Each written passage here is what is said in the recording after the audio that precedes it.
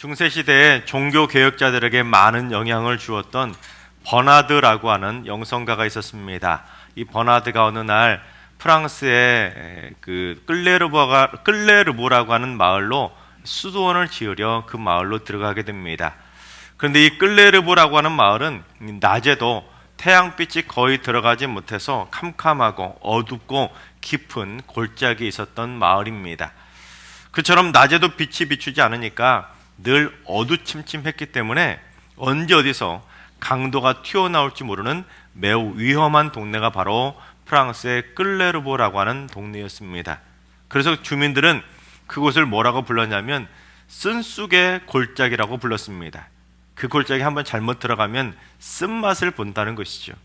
그런데 버나드가 끌레르보에 오고 나서부터 그 어둡던 골짜기가 서서히 변하기 시작하게 됩니다. 그의 내면에서 우러나오는 그 빛나는 성품이 어두침침했던 쓴쑥의 골짜기를 환하게 변화시키기 시작한 겁니다. 결국 강도가 들끓을 정도로 어두웠던 그 쓴쑥의 골짜기가 밝게 빛나는 빛의 골짜기로 바뀌게 되었다고 합니다. 그래서 이후로 버나드를 말할 때는 항상 끌레르보의 버나드라고 부르게 됩니다. 어둠을 빛으로 이겨낸 빛의 사람으로 존경을 받게 된 것입니다. 그의 빛나는 성품이 그 땅을 변화시킨 것입니다. 올해 우리가 1년 동안 매주마다 파송의 찬양으로 이런 고백을 하지 않았습니까? 예수님의 성품이 나의 뭐가 되게 해달라고요? 인격이 되게 해달라고 우리가 매주마다 찬양으로 고백했습니다. 그래서 말로만 노래 부르고 끝낼 것이 아니라 적어도 우리가 1년 내내 매주마다 한 번도 빠짐없이 그렇게 불렀다면 이제는 적어도 예수님의 빛나는 성품이 진짜로 우리의 빛나는 인격이 되어야 하지 않겠습니까? 적어도 우리 모두 다 일산과 파주의 버나드가 되어야 하지 않겠습니까? 바라옵긴 우리 모두 예수님의 빛나는 성품을 가짐으로 말미암아 어둠을 빛으로 바꿔가는 빛나는 성품을 꼭 갖게 되시기를 주님의 이름으로 축원합니다. 그렇습니다. 예수 그리스도를 믿는 믿음의 사람들은 빛으로 어둠을 몰아내는 삶을 살아야 합니다. 왜냐하면 예수님이 바로 어둠을 몰아내시기 위해서 참빛으로 이 땅에 오셨기 때문입니다. 또한 너희는 세상의 빛이라고 말씀해 주셨기 때문에 우리도 버나드처럼 빛난 성품을 가지고 이 세상에서 빛으로 어둠을 몰아내는 삶을 살아가야 하는 것입니다. 우리 옆 사람에게 이렇게 인사할까요? 빛난 성품을 가집시다. 바라옵기는 여러분 모두 다 빛나는 아름다운 성품을 가짐으로 말미암아 여러분의 삶 가운데 많은 것들을 어둠에서 빛으로 변화시키며 살게 되시기를 주님의 이름으로 축원합니다. 그처럼 오늘 말씀은 예수님이 말씀이 육신이 되어 참 빛으로 이 땅에 오셨음을 우리에게 가르쳐주고 있습니다. 특별히 오늘 말씀은 우리가 예수님을 믿는 것이 얼마나 귀하고 복된 일인지를 우리에게 가르쳐주고 있는데, 첫째, 우리가 예수님을 믿는 것은 기적 중에 기적인 것입니다. 그러니까 여러분이 지금 이 자리에 나와 있던 것 자체가 기적이라는 것이죠. 여러분, 요한복음은 예수님과 하나님과의 관계를 설명하면서 복음의 말씀을 시작하고 있는데, 우리 1절을 봉독해 보겠습니다. 태초에 말씀이 계시니라. 이 말씀이 하나님과 함께 계셨으니 이 말씀은 곧 하나님이시니라. 태초에 말씀이 하나님과 함께 계셨는데 이 말씀은 곧 하나님이시라는 겁니다. 즉 말씀과 하나님이 구분되는 존재이지만 또한 말씀과 하나님이 하나라는 것입니다. 이것은 이 작은 삼위의 일체론이라고 말할 수가 있는데, 예수님도 태초부터 하나님과 함께 말씀으로 태초부터 계셨고, 또한 예수님도 태초에 말씀으로 천지를 창조하신 참 신이신 하나님이라는 것입니다. 그런데 태초에 천지를 창조하신 하나님이신 이 예수님이 이 어둡고 어두운 이 세상에 참 빛으로 내려오신 것입니다. 자, 그렇다면 위치적으로 어떠한 상황일 것 같습니까? 예수님은 온 천지 만물을 창조하신 분이기 때문에 모든 우주를 다 품으실 정도로 광대하고도 광활하신 분이신데, 그 광대한 우주 가운데 점으로도 찍어도 표현하지 못할 만한 이 작은 지구라는 세상에 오셔서 자신의 영역을, 그 광대하고 광활한 영역을 이 지구 안으로 축소하시고 한정하신 것입니다. 특히 예수라고 하는 한 인간의 몸으로 이 땅에 오셨기 때문에 천지를 창조하신 그 광활하신 분이 볼품없는 작고 천한 인간의 몸을 입고 이 땅에 태어나신 겁니다. 그래서 예수님이 이 땅에 오신 성탄은 거대하신 창조주가 이 작고 천한 인간의 몸으로 축소되셨기에, 압축되셨기에, 임재하셨기에 사실 이 세상에서 가장 놀라운 기적의 사건인 것입니다. 하지만 세상은 참빛으로 이 땅에 오신 기적의 예수님을 거부해버렸습니다. 9절부터 11절까지 봉독하겠습니다. 참빛 곧 세상에 와서 각 사람에게 비추는 빛이 있었나니 그가 세상에 계셨으며 세상은 그로 말미암아 지은 바 되었으되 세상이 그를 알지 못하였고 자기 땅에 오매 자기 백성이 영접하지 아니하였으나. 예수님이 참빛으로 오셔서 어둠 속에 살던 각 사람들에게 은혜의 빛을 쫙 비춰주셨는데, 그것도 자기가 지은 세상에, 자기가 지은 사람들에게 하나하나 각 사람에게 은혜의 빛을 비춰주셨으면 적어도 예수님의 존재를 알만도 하고 예수님을 믿을만도 한데, 오히려 세상은 자기를 지으신 창조주도 몰라보고 예수님을 거부해 버린 것입니다. 여러분, 말씀이 육신이 되어 이 땅에 참빛으로 오신 예수 그리스도를 믿으십니까? 정말이세요? 자, 그렇다면 내가 예수님을 믿는다는 것이 얼마나 놀랍고도 놀라운 기적 중의 기적이고, 또한 얼마나 크고 놀라운 기적 같은 은혜라는 사실도 믿으십니까? 예수님을 영접하는 것은 세상에서 제일 어렵고 어려운 기적 중의 기적이기 때문입니다. 예수님 믿는 것만큼 어렵고 어려운 일은 이 세상에 없습니다. 절대로 쉬운 일이 아닙니다. 13절을 봉독해 보겠습니다. 이는 혈통으로나 육정으로나 사람의 뜻으로 나지 아니하고 오직 하나님께로부터 난 자들이니라. 우리가 예수를 믿고 영접하고 천국에 들어가는 것은 쉬운 일이 아니라는 것입니다. 첫째, 혈통, 즉 믿음의 집안에서 내가 태어났다고 해서 저절로 예수를 영접하고 천국 가는 건 아니라는 겁니다. 심지어 믿음의 부모에게서 태어난 모태신앙도 어떻습니까? 때로는 예수님을 거부하는 일이 벌어지는 겁니다. 그리고 육정은 육신의 욕망을 의미하는 것으로, 내가 천국에 가려는 육신의 욕망을 품고는 내가 아무리 큰 부귀와 명예와 권력을 얻는다고 해도, 아무리 그걸 얻는다 해도 그걸로는 예수님을 영접하고 천국에 갈 수 있는 게 절대로 아니라는 겁니다. 또한 사람의 뜻이라는 것은 인간이 스스로 이성적이고 육체적인 고행과 노력으로 절대자에게 이르고 구원에 이르겠다는 의지적인 노력을 의미합니다.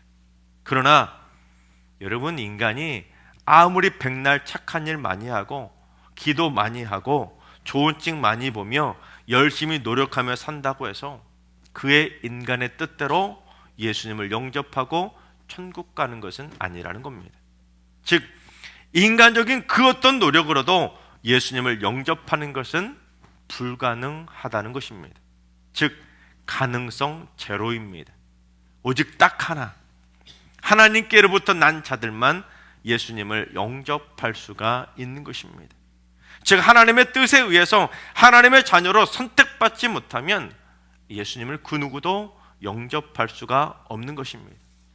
그 방법밖에는 우리가 예수님을 구조로 영접할 수 없기에, 적어도 이 자리에 예수님을 구조로 영접하고 이 자리에 앉아 계신다면 여러분 모두 다 기적 중의 기적을 체험하신 겁니다.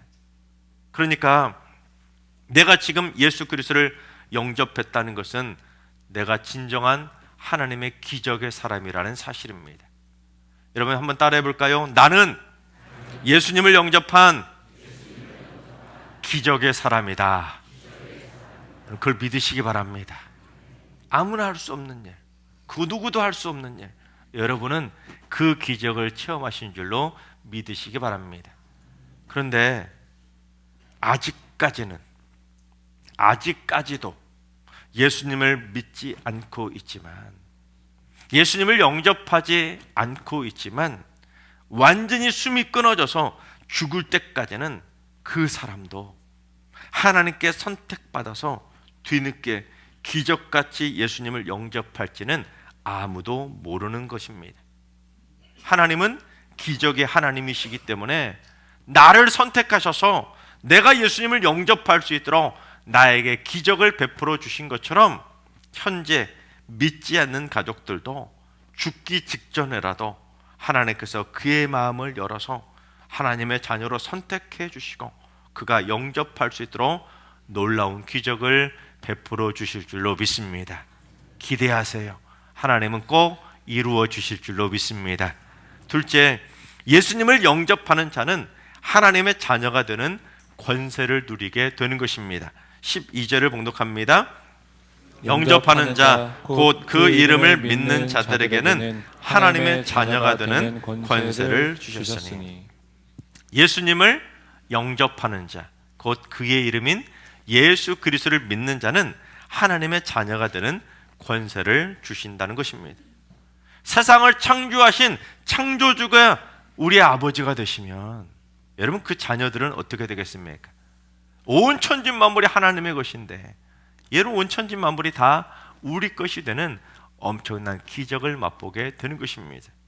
그래서 요한은 이게 얼마나 큰 은혜인지를 고백했는데 16절을 봉독해 보겠습니다.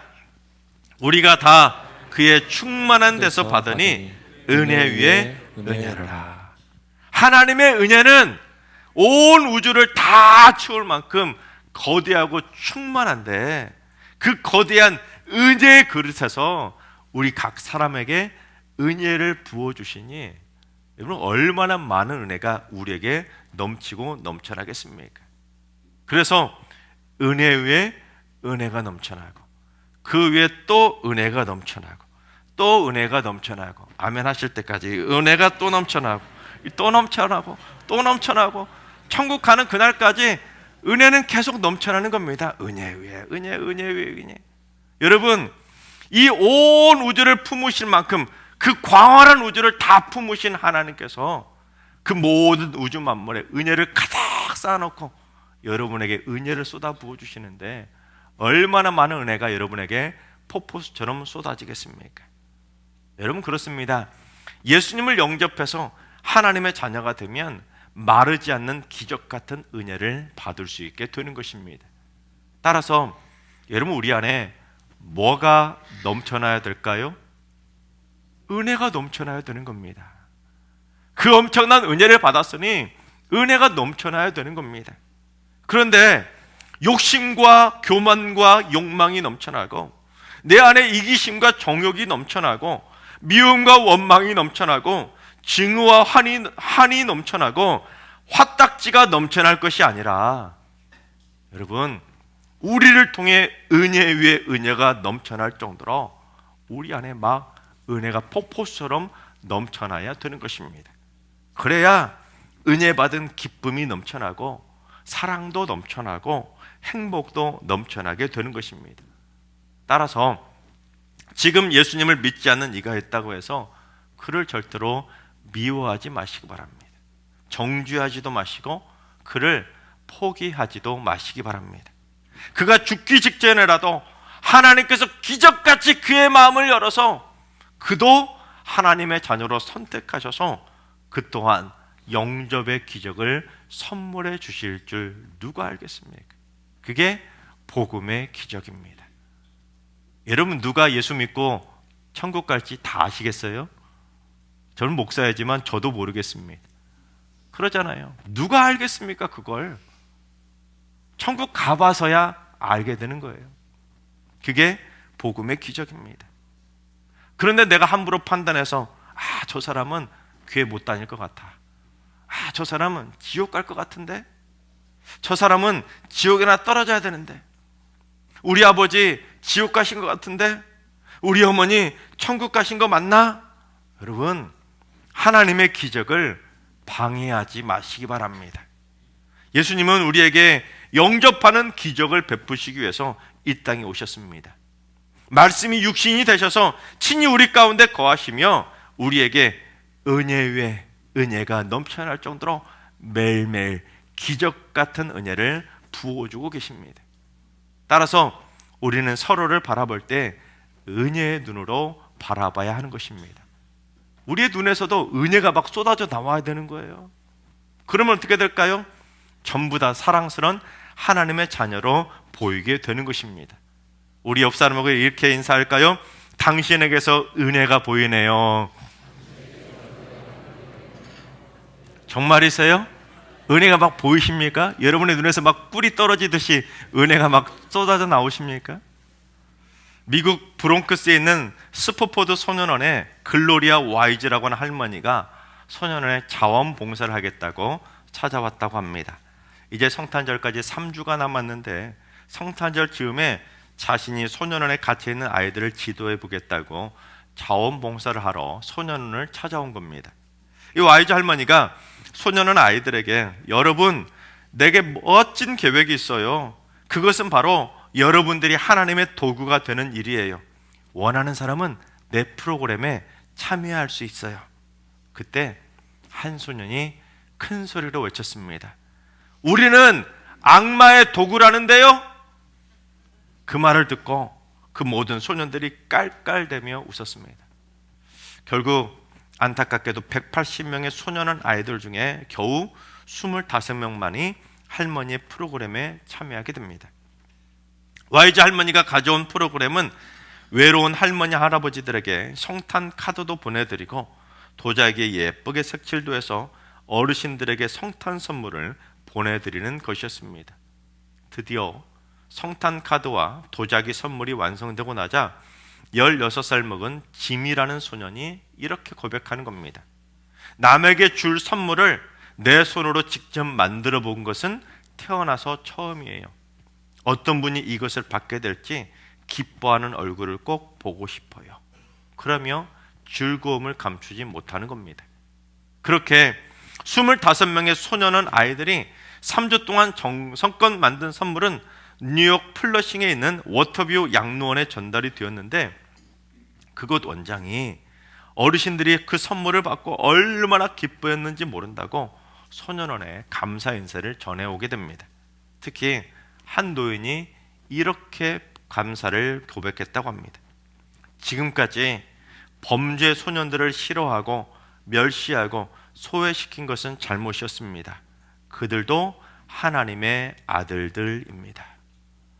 여러분, 우리는 모두 예수님을 영접하는 기적을 남들보다 조금 더 일찍 했을 뿐입니다. 여러분, 우리는 모두 다 그냥 먼저 된 자일 뿐입니다. 나중될 자가 얼마나 많을지 우리는 모르지만 우리는 다만 먼저 된 자일 뿐인 것입니다. 따라서 먼저 기적을 체험한 자로서 아직 그 기적을 체험하지 못한 이들을 은혜로 품어줘야 되는 것입니다. 예수님을 영접하는 기적 중에 기적을 체험하는 이 하나님의 자녀들답게 여러분, 우리 모두 이번 성탄절에는 작은 선물을 나누며 성탄의 은혜를 함께 나누면 어떠시겠습니까? 내가 받은 충만한 은혜의 기적들을 조금씩이라도 이웃들과 나눠보시면 어떠시겠습니까? 1992년부터 4년 동안 동유럽의 보스니아에서는 근대 인류 역사상 최악의 내전이 벌어졌습니다. 이 보스니아가 유고슬라비아 연방에서 독립을 하려고 하자 세르비아인들이 유고슬라비아 군대의 지원을 받아서 보스니아인들을 무차별적으로 학살하면서 인종 청소를 자행한 겁니다. 불과 30년 전에 그 엄청난 만행을 저지른 겁니다. 당시 얼마나 그 내전이 처참했냐면 유럽의 킬링필드라는 오명을 쓸 정도로 10만 명 이상이 이유 없이 학살을 당했고 220만의 사람들이 집을 잃고 쫓겨났으며 약 12,000여 명의 여성들이 무차별적으로 전쟁통에 강간을 당했다고 합니다. 그런데 그런 피비린내 나는 잔혹한 전쟁터에 빛처럼 나타난 사람이 있었습니다. 보스니아의 첼리스트인 베드란 스마일로비치가 폭격으로 건물이 무너지면서 가족도 죽고 친구도 죽고 완전한 폐허가 되어버린 그 죽음의 도시 한가운데서 연주부까지 잘 차려입고 첼로를 연주하기 시작한 겁니다. 언제 총에 맞아서 죽을지 모르는 그 전쟁터 한복판에서 죽음의 공포를 이겨가며 첼로를 연주한 겁니다. 그러자 전쟁의 폭력과 광기 아래에서 피비린내 나는 잔혹함과 굶주림에 허덕이고 끔찍한 비통함에 몸부림치며 눈물 흘리던 보스니아 사람들이 그의 첼로 연주를 듣기 위해 하나둘씩 길거리로 모여들기 시작하게 됩니다. 아직도 포탄의 화약 냄새가 가시지 않았는데, 아직도 그 포탄의 화염의 뜨거운 열기가 아직도 식지 않았는데, 이곳저곳에서 널브러져 있는 시체를 통한 피비린내 나는 그 핏빛 냄새가 아직 사라지지 않았는데, 그 전쟁통 한가운데서 첼로 연주를 듣겠다고 사람들이 몰려든 겁니다. 그에 대해 스마일로비치가 이렇게 답을 했다고 합니다. 그들은 굶주렸지만 그렇다고 해서 영혼이 없는 건 아니었습니다. 그렇게 그는 무려 44개월 동안 전쟁터 한복판에서 폭력과 광기에 맞서 첼로를 연주했다고 합니다. 여러분, 그렇습니다.